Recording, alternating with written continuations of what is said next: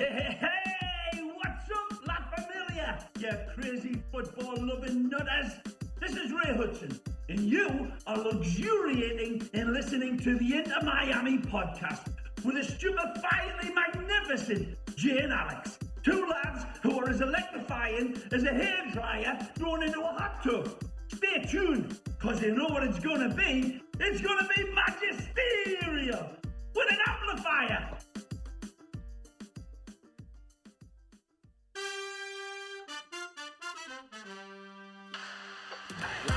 The cross goes He's done it again.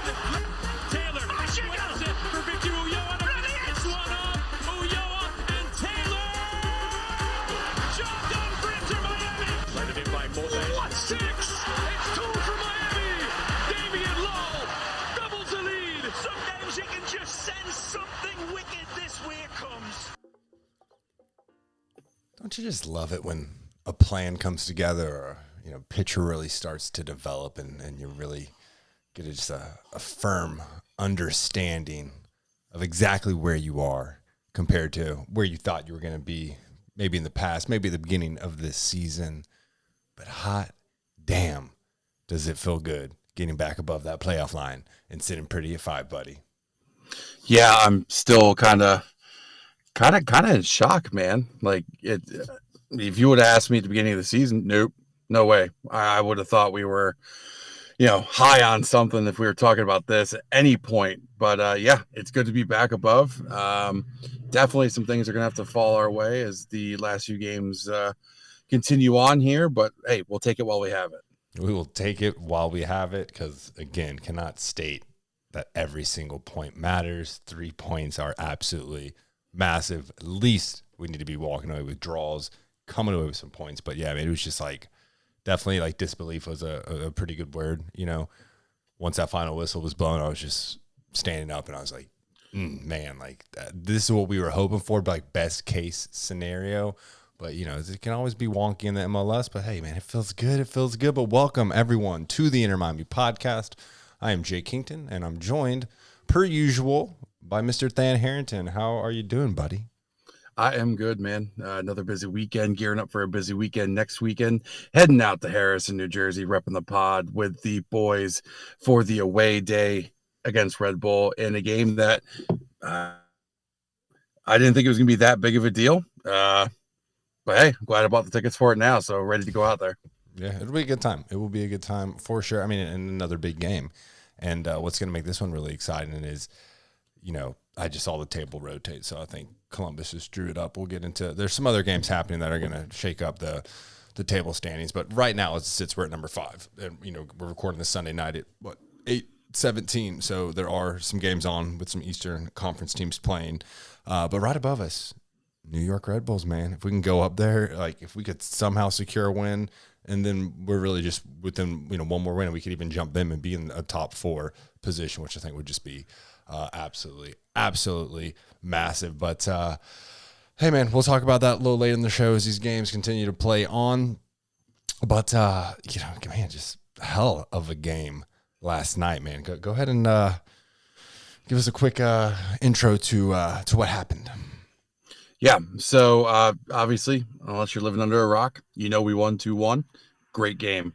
It was Inter Miami versus the Italian mob, as Ray Hudson was affectionately calling them last night.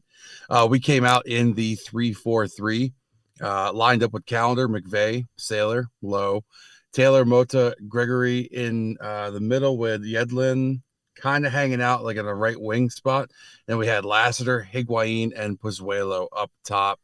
I was actually okay with this lineup. At first, it was kind of weird seeing it be a 3-4-3 and then seeing it being broadcast as a 3-4-3 across all the apps, which you and I constantly complain about. We don't know what the formation's actually going to be. To be fair, MLS had it at 4-2-3-1, so it wasn't a clean sweep. But hey, if ESPN's doing better, then I'm good with that. Yeah, got me there.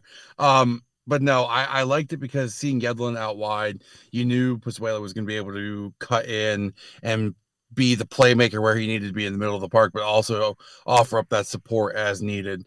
And to be fair, Yedlin is the one that's always sprinting up the right-hand side. So you want to have Pozuelo be the one firing those balls into him. So I was good with that. I like seeing McVay and Saylor and Lowe out there together. I think that's generally always a solid lineup. It's not one you often have a lot of questions with. And then the midfield play, and we'll get into it in a little bit, but the midfield play was, absolutely spot on. Chef's kiss. It was what we have been dying for a very long time. So what were your thoughts? I was a little confused, honestly. Inter Miami came out with the 3-4-3. Okay, cool. But then the game, when it started, I was a little thrown off by Robbie Taylor being in that left wing back spot. That didn't last long. Before we knew it, he was over on the right hand side again. So I think he probably full rotated more back to the 4-2-3-1, honestly, and bringing Robbie back onto that right hand side. So a little strange, but interesting. And again, given the fact that we're down some attacking options in terms of Campana and Coco. Hey, this is pretty banging, and overall, really just an impressive night for the organization and for everyone there. Yeah, I mean, the fan base was electric last night. You could hear it clear as day. I mean, I know you were there.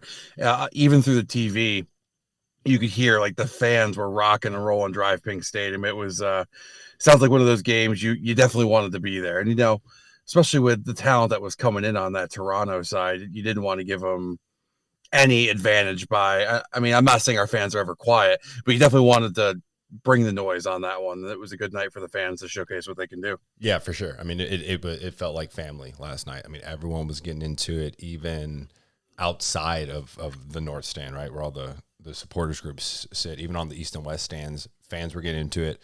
They were clapping. They were singing with us. It was a really hype night and just a really, really, I think I've said it like 3 times already this word, but a great sense of like community. It really was La Familia. There was love in the air. That feeling is amplified, obviously, when you're ahead in matches, when you're winning. So just phenomenal, man. If every game could have that type of emotion with it, everyone would be a lot happier in life, I believe. It also is sweeter, given the hardships of this club. So finally really have an identity, really a cohesive unit fighting for each other, never giving up, never stopping until that final whistle. And it's nothing but happy, positive feelings today. Yeah, well, why don't we keep the good times rolling, and let's go ahead and dive into this match. Open up the match. It was, feeling each other out. I thought both formations were really put there to kind of combat each other really well. They both lined up fairly equally against each other. Game was back and forth up to the 24th minute. Yedlin had a throw in. He and Gonzalo played combination play until Gonzalo cut back to the left to head towards the middle of the field. Gonzalo passed the ball into space, and I openly say I thought he threw it out in the no man's land. I kind of threw my hands up. I was like, all right, come on, man. And then out of nowhere, Mota comes screaming in from the middle, and he hits that shot, and I could hear you yelling in my ear. Even though you weren't here, I could hear you going, yes, as Mota blasts that one. And then the thing is, Toronto's keeper had it. And then the spin on the ball just rolled it up over his hands in the back of the net. I stopped paying attention because I thought Toronto's keeper caught it, and then I saw everybody celebrate. I'm like, what did I miss? Yeah. That's crazy goal. That's exactly how it was in the stands. Like we see, especially in the North stands, right? So they were attacking the south goal. So your angles, it's a little hard to really, it's easier to analyze a game when you're watching, closer to midfield or at least from one side, so you can see everything develop. It's a little skewed on either end if you're behind whatever goal it is. So, it hit, and everyone like everyone takes that breath, everyone gets out, then you see the keeper block it, and it's like exhale, and we're like, oh, like it was a good shot. Then we're like, then we just see it roll in, and then everyone's right back up again going crazy. It was that was a wild goal that toyed with the emotions a little bit. Yeah, no. And then speaking with toying with your emotions, I'm really jealous for you because you got to see this one right in front of your face.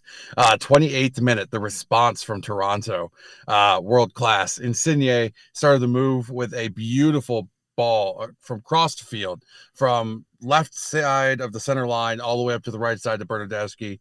Bernardeschi cut in from the right side, attempted to rip a shot, but it actually rolled up Gregory's body. And then Insigne tracked this thing down, didn't even let it touch, and just blasted an absolute venomous volley past Drake's left.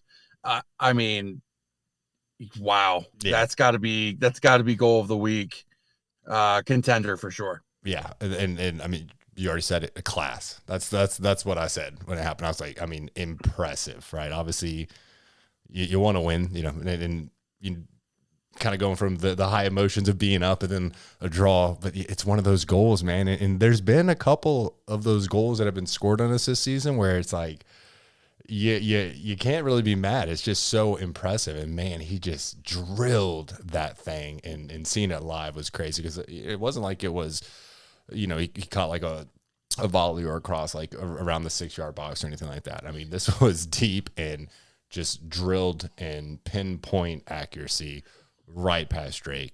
Kudos. I mean, I think everyone was doing the little Italian hands at that moment. Yeah, it was one of those ones where I was like, yeah, all right, that's one we're gonna have to tip our cap to. If this ends in a draw, that is what it is. But yeah, we also beautiful. I mean, you know, we knew this was gonna be well, I guess everyone thought it was gonna be a pretty high scoring affair, right? Two defenses that you know are mediocre, I guess, and that's being generous. But two teams who you know, have found themselves late in the season with some higher offensive capability. So I thought this was going to be a 3-2 game. A lot of people were saying 4-3. You know, it only was 2-1, but it started out just as I had expected. And then, you know, as we'll cover here in a bit, you know, kind of locked up in the second half and everything. But man, hell of a strike.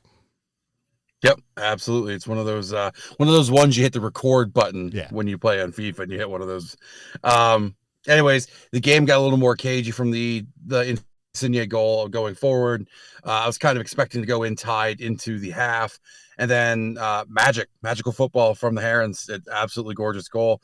Lassiter scores this. Mota kicks a free kick to the feet of Pozuelo. So it wasn't an actual cross in the box. It was a pass to the top of the box. Pozuelo crosses the ball high into the box and finds the head of Damian Lowe. Damian Lowe nods it towards Lassiter. And it was really hard to see it, but Lassiter almost does like a fake stutter step to his shot and then finds the smallest of windows between the keeper's foot and the defender's outstretched foot. Again, it was one of those goals where I stopped because I thought it was getting deflected out. I was watching, I didn't. And then I threw my hands up in celebration, like screaming like a buffoon because I didn't realize it went in. Yeah. You weren't the only one, I promise. Yeah. Like I said, FIFA Street, that's that type of goal right there. Like it was one of those bang, bang, boom. Playground, like a playground goal. It's like that. gritty. That's what it was. Just get it over the line. Yep. That's all you got to do. And then to add insult to injury, Lassie hit the gritty on everybody, and it was well deserved. However, we can retire that celebration at any point. But yeah, what did you see from the north end? Another one of those where like there was like a reconfirming process in everyone's head. Like, did we just score that? Like, it was 2 goals that were like, you're not sure about it, you know, and then of course a slight delay and then the whole place erupts and, you know, right back up there. And then I was like, you know, hey, like this was 44th minute. We all know this, the 5-minute rule with the team. I mean, we conceded 4 minutes later after Mota's first goal. So I was like, hey, just get out of halftime. Get out of halftime without conceding. We'll go on to the second half. And then, you know, it locked up. And, props to Toronto. I mean, we'll get into the stats. We just cut ahead. I mean, they had 16 shots, right? We only had 8. The defense really stood up tall on this one. And there were times where we didn't have momentum, and it would just seem like wave after wave after wave. So, you know, props to the squad. Became more of a defensive battle between the two teams. And, you know, it's one of those where you're looking up at the clock, 70 minutes. All right, 20 more. Just hold on 20 more minutes. 80. Okay, cool. 10 more minutes. Boom, we hit the 90-minute mark. Phone's already out. Start that timer. You know, what was it? 3 minutes of – or no, what was it, 6 minutes of added time? No, it was 3. Three.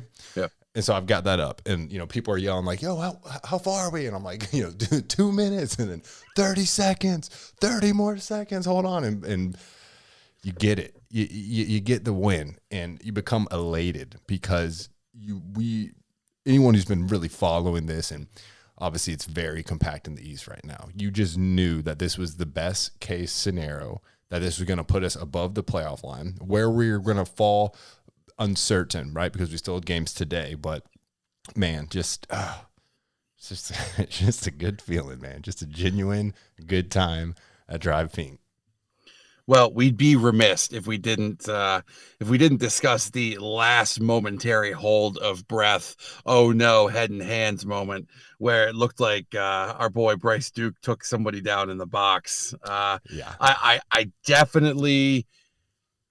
I was watching, and Riley looked up next to me, and his head's in his hands, and he goes, "Oh no, oh no, oh no!" And then when the official waved on, nope, and then they did the quick check, I was like, "Oh my god, the VAR gods are with us today. Nothing's gonna happen. This is great. Let's get out of here." And I liked this ref. I forgot who one of it was Higuain, I believe, got taken down, but I mean, it was really all ball. So I mean, class tackle. I have one complaint on that ref, when the Toronto keeper was completely out of bounds with the ball running. And I think it was more the assistant ref because he couldn't really see. But the one shot, the Toronto keeper was full out of bounds with the ball, and he's sprinting back up the box, and they allowed him to play on. I was like, whoa, okay. I recall that for sure. But outside of that, I thought it was pretty balanced officiating. Compared to that, look, I've said it before, I'm going to say it over and over again. The pro ref group system, whatever it is, it's so bad. It's so wildly inconsistent. I mean, we go back to, the New York City FC game, and 1 minute at a time. And, we're 97 seconds in. So, a minute and a half, over a minute and a half, and they're still letting them play. And then they end up scoring to tie it up. Luckily, we were able to get the winner in that one, because everyone was absolutely infuriated. I can't even talk right now, at that ref. And just to get a game where I felt like it was pretty fair, pretty balanced. There's always going to be something you can complain about, but overall, we've seen a lot worse. I'll take this all day. Yeah, no, absolutely. And I think that ref is going to give Inter Miami fans PTSD for the remainder of the season, because, I saw the first board go up at halftime. I'm like, well, that means it's another 4 minutes on top of the one. And then I saw the board go up at the end of the second half, and I'm like, all right, cool. So we have another, 6 minutes of added time. So, and that's why we bust out the good old stopwatch on the cell phone there. Yeah, absolutely. And I love how all the fans were actually starting to whistle at the ref as it got super close. Like, hey, by the way, we're watching. We know we got you. Yeah. And I also heard some kind of tinfoil conspiracies out there that the MLS doesn't want Inter Miami in the playoffs because they want their punishment to have weight. And if we make the playoffs, it's shown that, hey, the punishments don't really even matter. Again, tinfoil conspiracy, cannot confirm nor deny, but some people really think that the refs have it out for us, and I'm not saying they do, but there is a lot of evidence of really bad calls against us, and I don't like to be the one that complain about refs all the time, but man, the pro organization needs to step up the consistency across the board for the refs. Yeah, I think you and I could talk about this all day, but that's not what the fans came here to listen to us complain about. They came for those stats. Give them the stats they want. You soccer nerds, you. All right. So as always, we're going to go Inter Miami and then the opponent. So possession stats, 41% to 59%. Shots, 8-16, but shots on goal, 4-4. It just shows Toronto was getting the ball in dangerous spots, but they just couldn't put it in on us. Passes, 392 to 545. I honestly thought that would be a lot bigger in our favor due to one of the negatives that we'll talk about here in a minute. Corners, 2-6. Saves, 3-2. Fouls, 15-8. Get on you, boys. We're coming back around to our old ways. 15, yellow cards. Yep. Here's the impressive part. 15 fouls. How many yellow cards? 0 yellow cards for us, 1 to them, and Reds obviously 0-0. So Well done, boys. yeah. I mean, I don't know. I'm good with all that. Positives for the match, I would say. Gregory looked absolutely solid in the midfield for the first time in a really, really long time. And for me, I know that might be harsh to say. Like some fans might be like, well, no, he's looked good in other games. But I couldn't find one thing I wanted to pick out about Gregory's performance. I could really be upset with, I guess. He played a full 90 minutes and he looked fantastic doing it. And then the other one for me would be Ryan Saylor. He absolutely looked like a stalwart out there. He had Italians in his pocket all night, and he just looks like he's starting to really become that rock when we need him to be. Unfortunately, we heard before the game started, it sounds like Mabika got hurt in the Inter Miami 2 match. So that means Saylor's really going to have to go ahead and step up and continue to build on his positive success from these recent run of games. But what did you have for positives, Jay? I'm just impressed with the defensive unit. You know, there seems like there's a lot of rotation between who's playing what position, and we're dealing with injuries, but they're really becoming resilient and they're really playing as one unit and stepping up. And, you know, defense has been a lingering issue this club's had really since, you know, it first kicked off in its very first inaugural game. So it's just really, really impressive. And then the consistency I'm starting to see in the offense, you know, it's not like our scoring opportunities are few and far between. We are definitely more lethal and more potent on offense. And we're doing this every single game. It's really impressive to see. I'll say, I mean, I'm just really impressed with the squad and everything. And yeah. What would be your negatives in this situation? All right. The first one is not a shot across the bow, but it is a very well documented struggle that's recently started to crop up. Drake's distribution was rough. He had some great moments. Don't get me wrong. He did. But some of the distribution that they had to do from the back was like the same stuff that Riley's doing in his travel league right now. It is keeper with 2 backs out and then 2 wide. And it seemed like that was when Drake was the most comfortable. But at one point, and you'll recall this, they passed it out to the back, they passed it to the wing, they passed it to the back, they passed it to Drake, and all of a sudden the Toronto player's on Drake like laying on rice, like he's there. He's absolutely there. And so then Drake had to make a quick pass. Good on you. He did. I think he hit McVay deep on the left-hand side for that one. But still, it was really shaky. Like he's doing a lot of things right. This is like one of the only things he really needs to tighten up and get figured out. And then your boy, Emerson, his decision-making killed me. Absolutely killed me. There was a couple where we probably could have had that third. And he's like, nope, here we go. It's the Emerson show with that absolutely bleached blonde hair, like absurdly bleached blonde hair. No, hey, he was hyped though. He walked by and just dabbed him up and he was hyped. Yeah, I mean, good for him. But at the same time, like, as he develops, he's really going to have to get that the maybe I need to be a distributor and then look to do attack a little bit later role, because I think Gonzalo had a chance if he would have fed him the ball. Either Gonzalo or Pozuelo, I think, could have had another goal or had a goal if he just would have had his head up. So, but not a lot to complain about, really. No, and just piggybacking on like off your, you know, the Drake's distribution, I'd rather actually like to add this into the positives section is this partnership between Damian Lowe and Drake is really developed well. And you can tell that Lowe is staying as close to Drake as he can to be that outlet. I think they're aware, Drake's aware, you know, the distribution could be better. There's definitely been some turnovers where the ball's going, you know, straight out of bounds, but Lowe really just sticking by him, always in outlet form is just, I say Drake, I mean Damian Lowe. It's just what's needed right now as he continues to work on the distribution. Only negative for me, kind of in line with the you know what you said about Emerson, is Bryce Duke. It's just he's still not ready to be a starter for a full 90 minutes. You know, there's still some decision making that needs to be cleaned up there. So really only negative I saw, but that will come with time. You know, he's still very young and he's still getting better.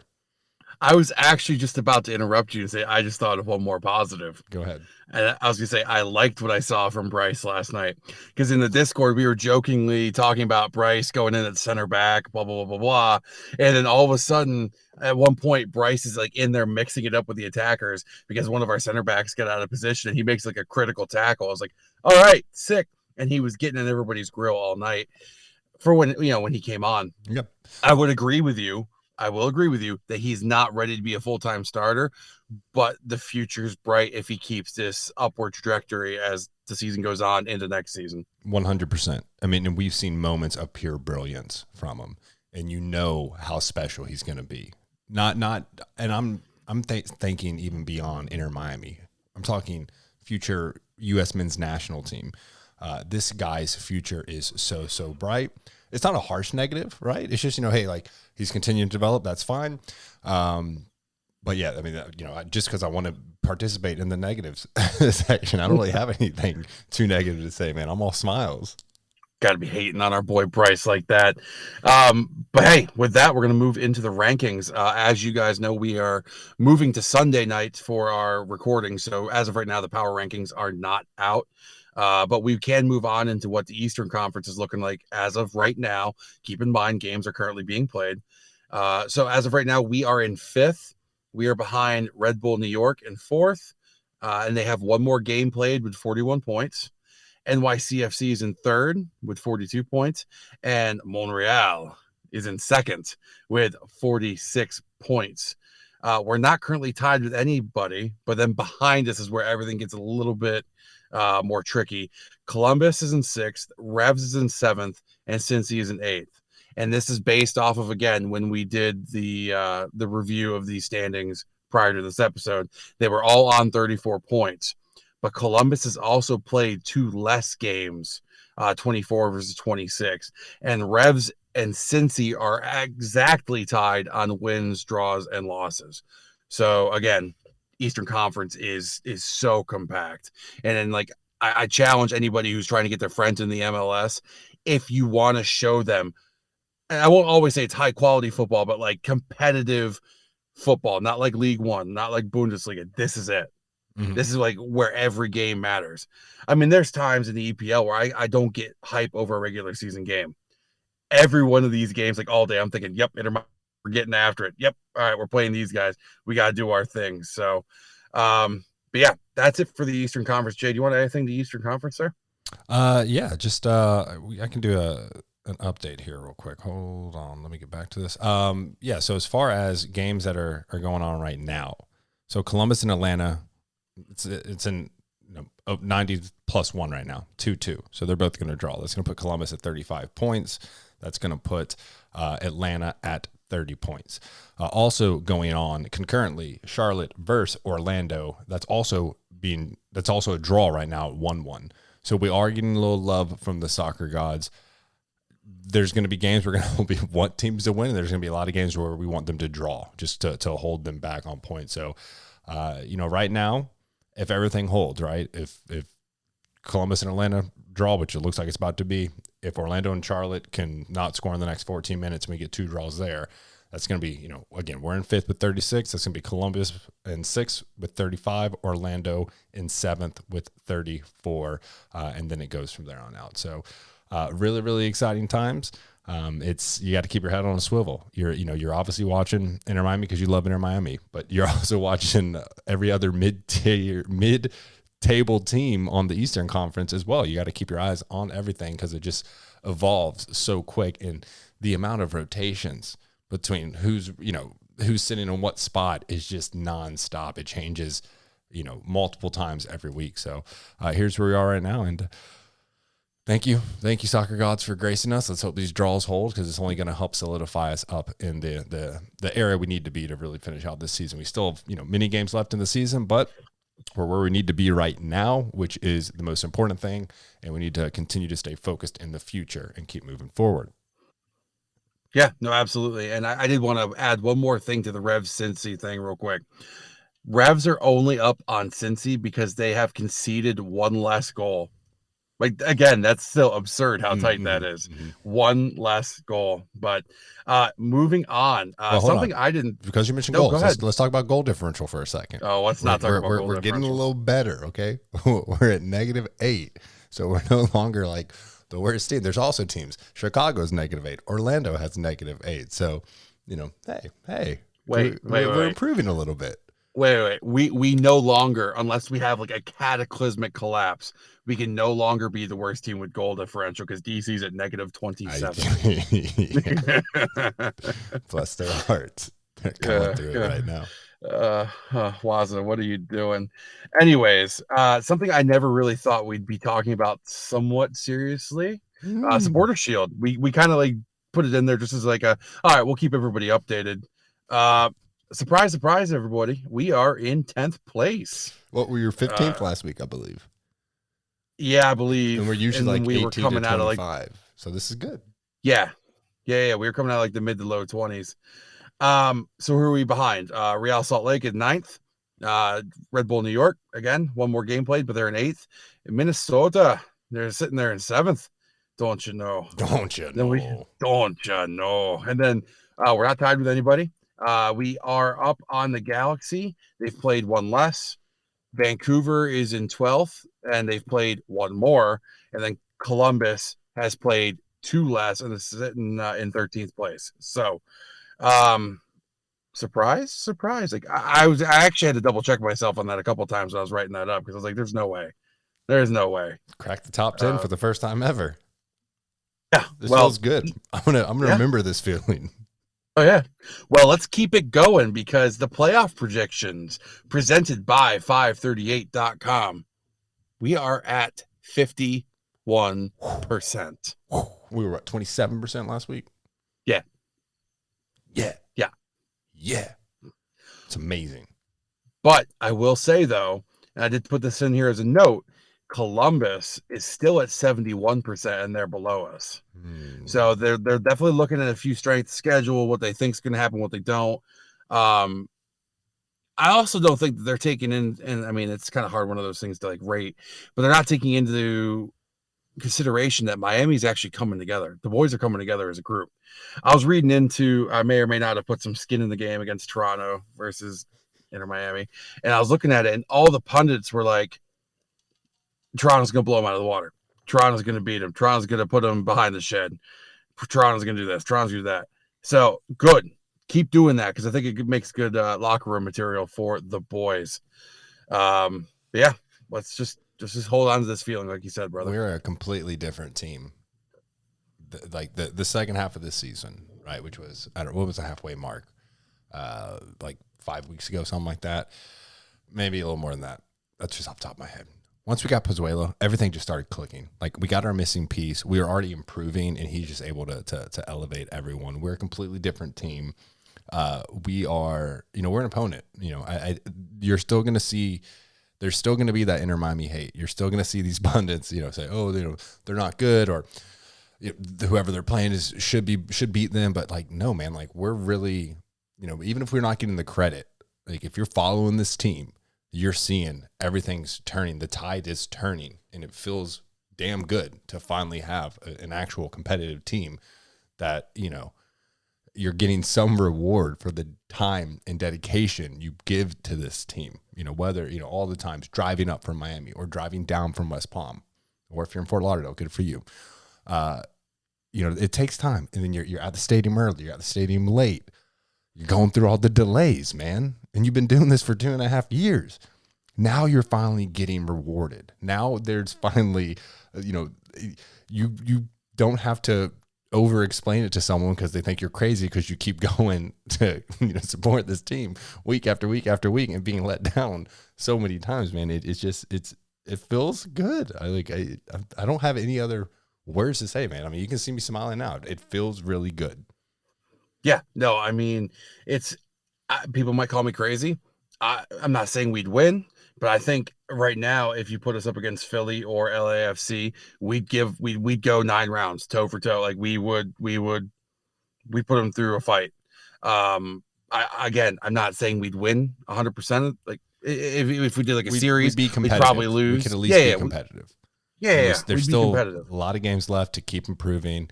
And once you're in, into the playoffs, once you're in a single elimination style setup, anything can happen. Shout out Sacramento Republic. Check it out. Anything could happen. We could sneak in. I mean, it's not like if everything sits here like 5, it's not really necessarily sneaking in. But hey, man, yeah, I mean, I don't think many teams are going to be as excited to play us as they may have previously been. I'm going to say it will be sneaking in because we should be wooden spoon contenders, quote unquote, this year. Yeah. So, yeah. But hey, let's look forward. As I already said, I'm looking forward to this next match. We are playing our boy, Lewis, in Red Bull Arena in Harrison, New Jersey, 7 p.m. Saturday. Why don't you drop some education to our listeners on the mighty, mighty Red Bulls? Mighty, mighty Red Bulls. All right, you got it here. They were established in 1994. The inaugural season was in 1996, and they were formerly known as the New York, New Jersey Metro Stars, because why not make it the longest name in all of pro sports? They were rebranded in 2006 after being sold to the Red Bull company, and they were made to match the global network of soccer brands that they have under their conglomerate. As I already said, they are the only team in the New York area to actually play in their own arena, and they don't even play in New York. It is in Harrison, New Jersey. Trophies won. They have won the Supporters Shield in 13, 15, and 18. And when you watch them play us, it is always a dogfight. Red Bull have won 3. There's been 0 draws, and we have won twice. So they've never won the MLS Cup? No, they were runners-up. Okay. They've been bridesmaid and never the bride in the MLS Cup and the Open Cup. So, yeah, pretty interesting. The reason we're on the forum, they have, and you've heard us talk about this on the pod because we've definitely been focusing on the rest of the league, but they've really kind of imploded recently with 1 win, 2 draws, and 2 losses. I really don't know how to read too much into that because when they lose, they tend to lose big. And I don't mean by like score line, but like they're up and then all of a sudden like someone just turned the light switch off and nobody's home. So yeah, I don't know. We'll go from there. Yeah, players to watch, obviously. Lewis, we're gonna be watching him. Patrick Kilmala. Jay, you want to take the Brazilian name on that one because I'm gonna butcher it if I have to. Luquinhas. Yeah, that guy. Aaron Long and Sean and Dylan Nealis. Yeah. So, I mean, hey. Not to mention the young gunner himself, Mr. Caden Clark. And they also have a midfielder that I actually really like. His name's Omir Fernandez.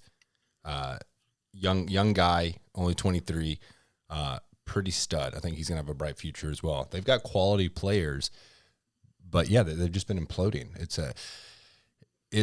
think it started like a week or 2 before the Orlando Open Cup match, and then it's been the struggle bus for them. I mean, and that's why like now we're kind of we're right behind them. I mean, they're full speed trying to get the car started, and then you see turn around, you see a crazy Inter Miami just running behind you with a knife coming for you. Yeah. Apparently in this situation, Red Bull does not give you wings because they are falling to earth fast. I will say though, I noticed a coincidence. Every time Lewis scores first, they tend to collapse. The past 2 games where they've had major collapses, and there's no rhyme or reason to it. I know that. But the U.S. Open Cup, Lewis scored first. Bang. They lost. I want to say it was Colorado where it was a draw, but I could be wrong. Lewis scored first, and they collapsed, ended up either drawing or losing that game. So, yeah, is what it is. Obviously, you and I saw the 2-0 win at the Drive Pink Stadium together. So I feel confident. 2022. Yep. I feel confident. What's your prediction here? Yeah, that's what I'm saying. I'm thinking I'm going to go big on this one, dude. This one's going to come back to bite me in the ass. 4-1 Inter Miami. Wow. That is aggressive. Yeah. Like I'm the responsible side of me wants to say 2-2 because we're not that great on the road. But given our recent form and given their implosion, their collapse, and their struggles, I'm going to just stick with my lucky 2-1, man. Seems to be good. Enter. Right. 2-1 enter, to be specific.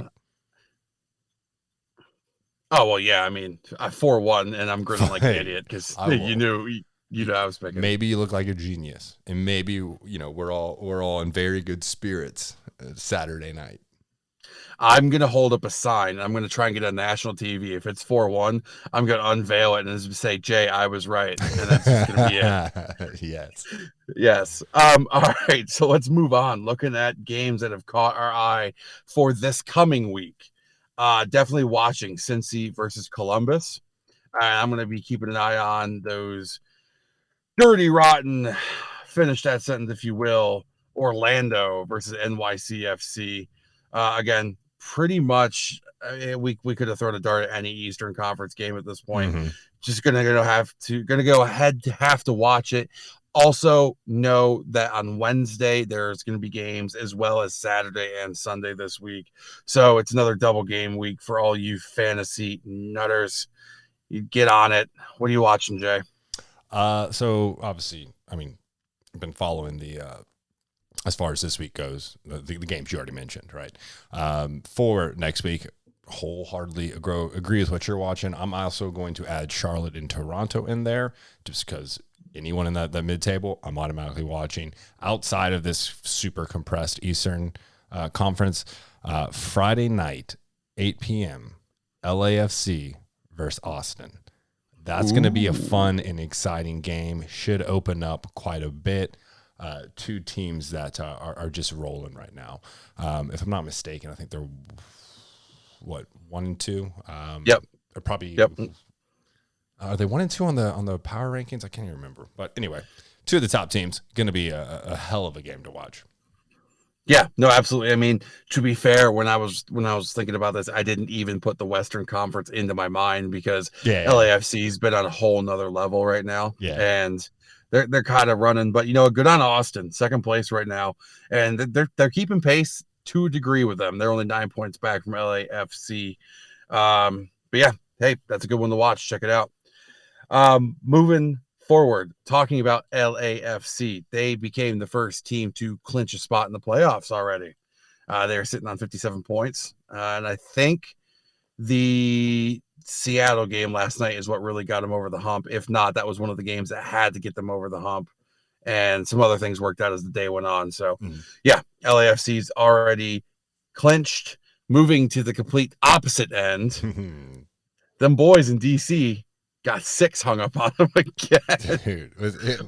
Dude, didn't that happen the last time they played Philly? It was 6 as well, right? 6 or 7. Yeah, man. And I think another Juli Carranza hat trick. Shout out to Julian Carranza, man. What a good for you, buddy. Glad to see you're doing so well. So on the 8th of July, it was 7-0 in Chester. Okay. And sorry, I went the wrong way there on this table. And then in DC, they're minus 13 goal differential on just 2 games. Yeah. Well, and that's the thing, like, that might just tell you that Philly's in a different class of its own because LAFC went down to DC earlier this week and only beat them by a score of 1-0. Yeah. So, I mean, I don't know. I mean, when Philly's rolling, man, they are rolling. Yeah. I mean, I don't want to get too much into Philly because I don't need any of your hatred towards my so-called allegiances here. But no, Philly's looking damn good. I mean, like you said, Carranza had another hat trick. Gazdag scored from the penalty spot. I think Corey Burke had another screamer across the face of goal and just into the back of the net. So, as much as I'm talking about LAFC being one of those teams that could possibly win it all, I mean, Philly, you can't deny what they're doing over there right now. So, yeah. Last little bit of news, as much as we don't want to cover it, he was a world star at one point, one of the best to be a striker in his time with AC Milan, I do believe.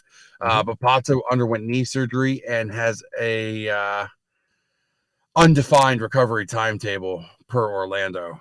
So I mean, much as he plays for Orlando, he was one of those ones we kind of grew up with. So you hate to see him go down.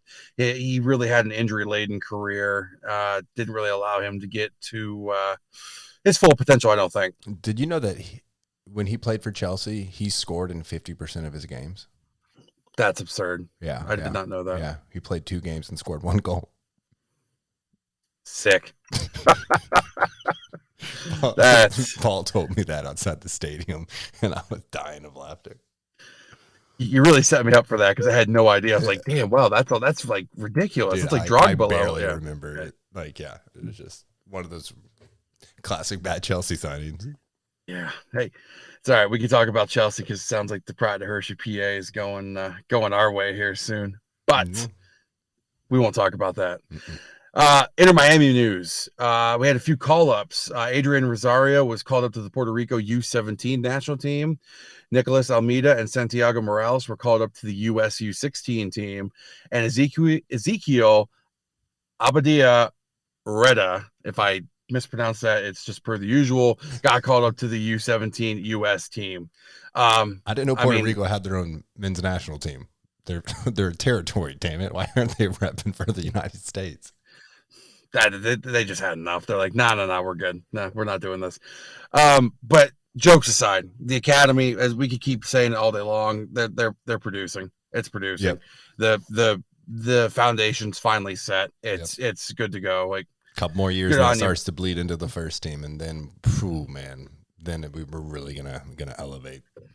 Yeah, I mean it's already bleeding up into the next level. Inter Miami too. Like they're pushing up for a playoff spot as well right now. So it's it's good news all around. I could say right now, Inter Miami 2 at the time of this recording is beating Rochester. Shout out to my boys back home.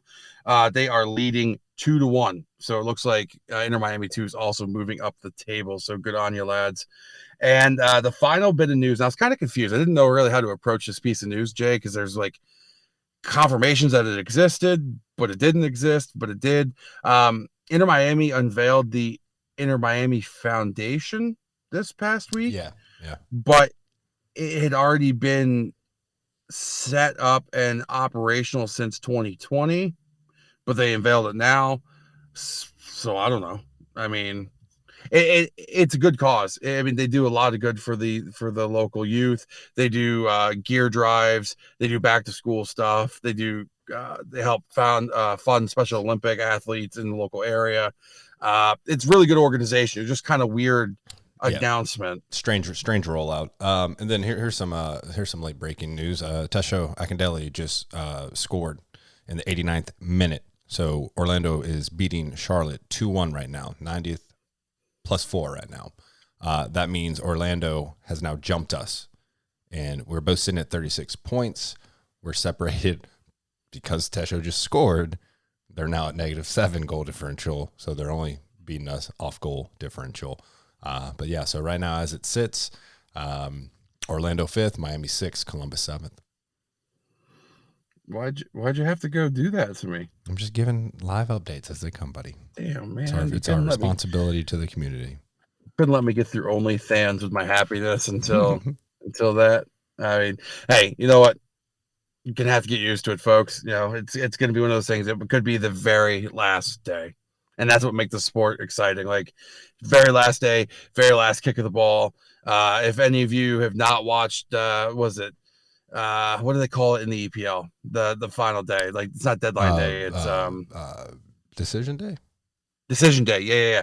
That is like the most exciting time of the year, especially the relegation. Yeah. Oh yeah, the relegation, all that. Like, who's going up, who's going down, who's going to win the league, who needs who to win the league. Like, that's where it's at. But this is going to be an intense finish to the season, because I have a feeling that we're going to be battling back and forth with Orlando throughout the remainder of the season. And in case everyone forgot, they did reschedule the Orlando game because I'm sure the MLS doesn't want to get embarrassed by Sacramento Republic being an MLS team.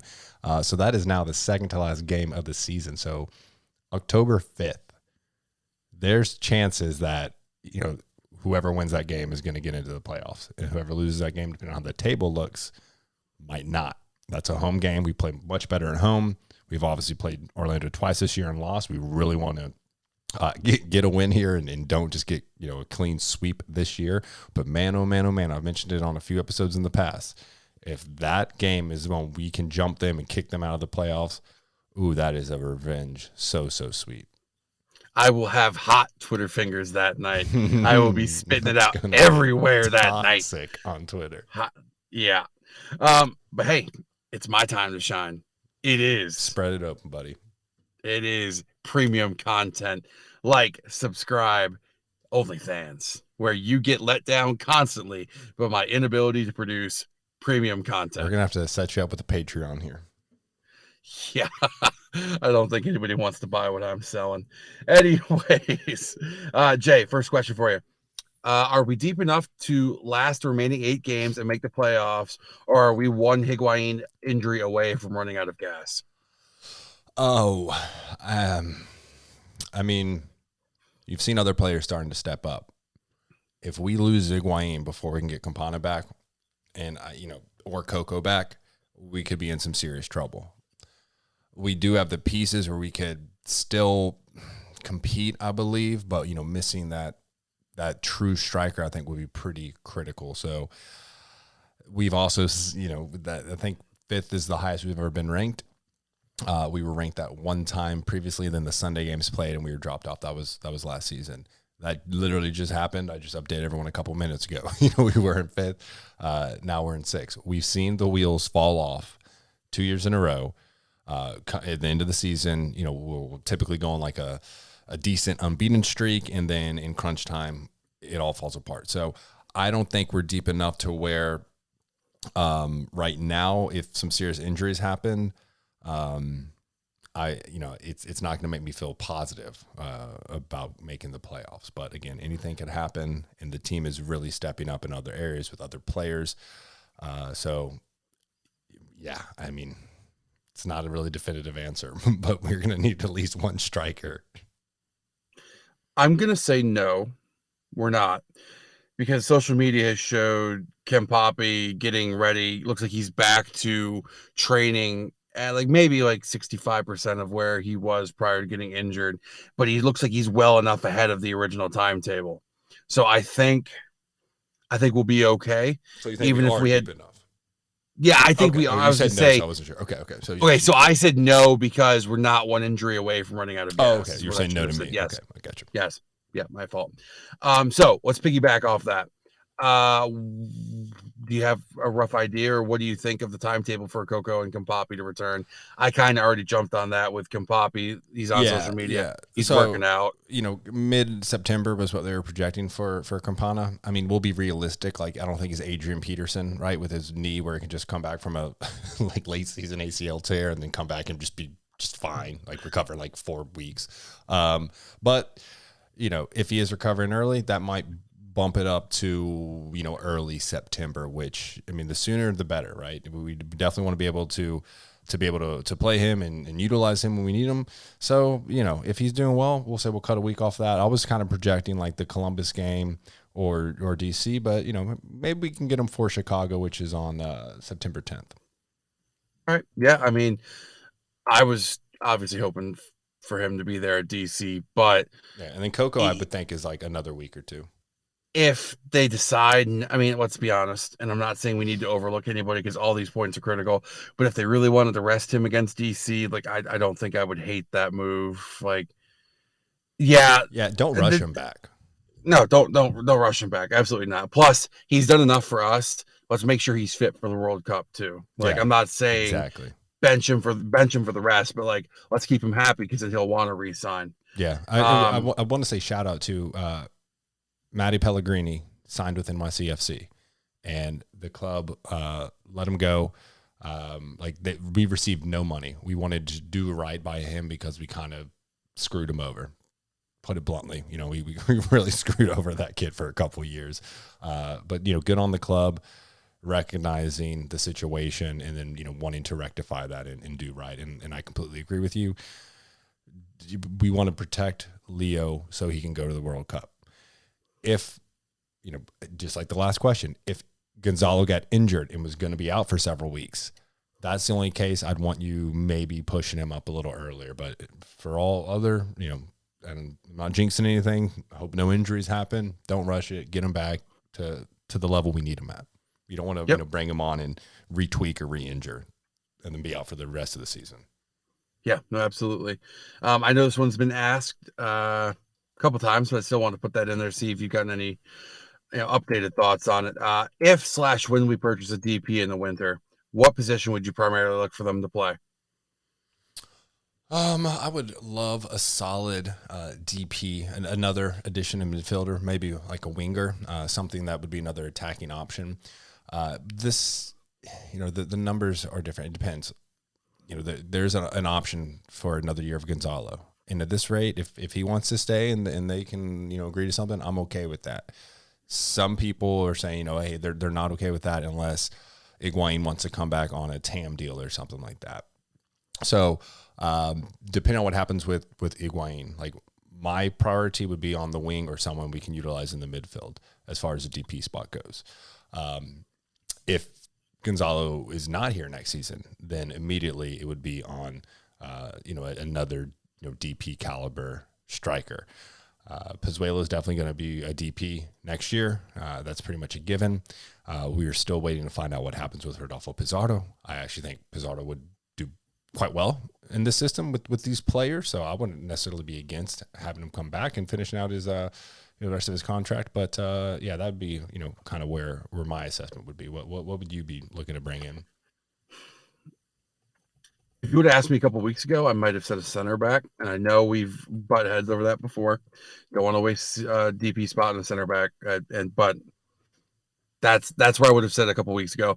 I have to agree with you 100%. Striker, if Gonzalo doesn't come back, yeah, sure, get a striker. We definitely need another pacey winger. I hate to say it, but I don't think Indy's going to be that guy that we're going to be able to rely on. He kind of regressed, and there's not really a rhyme or reason why. Yeah. I don't get it. Would you be open to, let's say hypothetically, Gonzalo is a DP next year, and Pozuelo is a DP next year. Would you be, I guess, open to, instead of just bringing on another DP, breaking that up into the three young players? The kind of structuring it that way, instead of having three DPs, have two real DPs and then three young ones. Yeah, I'd be okay with that. I think everything has to fall in line to be in the best interest of the club. So however Hendo wants to do it, I mean, I like the youth movement we're doing right now, though. It would be right on brand with getting these young, hungry, probably from Latin America coming up. Yeah, no, and I'm always going to use that as a plug for you and I. Like, it's almost like a couple of these guys here have been talking about this for a couple of years, and all of a sudden the youth movement happens, and everybody's like, "Oh, we didn't see that. Yeah. It came out of nowhere," and we're like, okay. You must be listening to another different podcast. You see, you traitors. All right, continuing on, we got three more. Jay, do you think Nick Marsman gets looked at as a cost-cutting measure? I do not. We already, Diop's no longer here. We're going to need a backup, so I don't. I think Marsman stays. I think there's other areas you could look to cut costs, but we're going to need a backup keeper. If God forbid anything happens to Drake, Marsman's a really good secondary option to have. There are two quality keepers. I would like to keep both of them on the roster. I would agree. I would like to see maybe if he gets his contract wiggled around a little bit. I also know that Dos Santos is starting to come into his own down in Inter Miami too. So it'll be interesting. I think next year as well, though. I don't know if we need to thrust CJ up just yet. Like he's starting to do well. He'll keep developing. Marsman's, more in the twilight of his career. So we can have Marsman for a year or two, let him ride off into the sunset. CJ will be primed to come up then. I think it works out like that. Yeah, before you jumped all over me there and stole my thunder. That's exactly what I was going to say. Oh, I'm sorry. It's okay. It's fine. Tweak that contract, get Marsman down a little bit to save a tiny bit of money, keep him on as your backup, and then let CJ continue to develop and then move forward. But you know what? I'm just going to move on because you said what I needed to say and whatever. Jay, do you think we've seen the end of Robbie? No, I don't. He's young. He can take a few hits. I still think he's kind of getting sad, right? He's kind of getting grouped into that class of like, really bright future, class players that never happened, right? Because of unfortunate circumstances. I don't think we'll be. I don't think he'll be done with. Certainly not the MLS. Maybe Inter Miami. I would honestly like to kill him. What am I talking about? Like to keep him. Whoa. I want to keep him, let him recover, and yes, maybe we haven't gotten the results from him that we were expecting, given his resume being winning the Herman Award, being the #1 overall draft pick. But I want to keep him. I don't want to give up on him yet. So I'm hoping no, but it's tough to tell. It really is. He just keeps getting injured, and that's tough. It's kind of like a little curse, Yeah, it reminds me of, and I know I threw Greg Oden out there a couple weeks ago, but Yeah. the more I think about it, it's like Derrick Rose. Derrick Rose was lighting it up, and then all of a sudden, bang! There goes his knee, and it was one of those things that it just makes you sad. Mm-hmm. Like you could see how much it means to him to be out there on the field. You can also see that the game and the club is passing him by, because I don't see him, supplanting somebody else like a Robbie Taylor or somebody like that who happens to be out on the wing. Like, I don't know. I'm going to stick with what I said earlier in the season. And that was, if he didn't show anything, or if he got severely hurt again, we have to look at possibly moving on from him, because we're paying him to be in the physio room. He is our Phil Jones. We are paying him to be in the physio room. And one of the areas that we have the most depth on is our wingers. We do many options. And as always, I say it's never a personal attack against Robbie. I love Robbie. I love watching him play. I love his passion. I love when he scores. He's with the crowd. He's a good team player, but pro sports is cutthroat business, baby. Yep. It unfortunately, that's at the end of the day, it's a business. Yeah, at the end of the day, it's a business, no matter how much you like to label yourself as a family. Yeah. Last question, away from the MLS. Please don't attack me. What are your thoughts on the state of the EPL right now? What grounds do I have to attack you on, dude? Like, it's we lost to Brentford and Brighton. Arsenal's top of the table. Like, Newcastle just drew out City. Chelsea's just got blown out 3-0 to Leeds. Liverpool and Manchester United are winless and playing each other tomorrow at 3 p.m. Like, that'll be a good one to watch. But everything is upside down right now. And it's season just started, so I'm sure it will correct itself. But this is, and then Tottenham fans are feeling so happy, so elated. But I keep in mind, they have like no reference point of really being good consistently. No. So this is just like winning the Champions League to him, just to be, on the right side of the table. It's upside down, man. It's upside down. What are your thoughts? Dude, did you just compare that to winning the Champions League? That's sad. That's how they're feeling. Like, they are hyped right now. Yeah, I've muted some Spurs fans on Twitter, because they definitely think they just won the quadruple over everybody just because they got out of the gate for once. Honestly, I mean, they're top 4, bro. They're going back to Europe. Yeah. Good luck. They're gonna end up in the Conference League before it's all said and done, anyways. I mean, I'm super disheartened from my perspective for United. They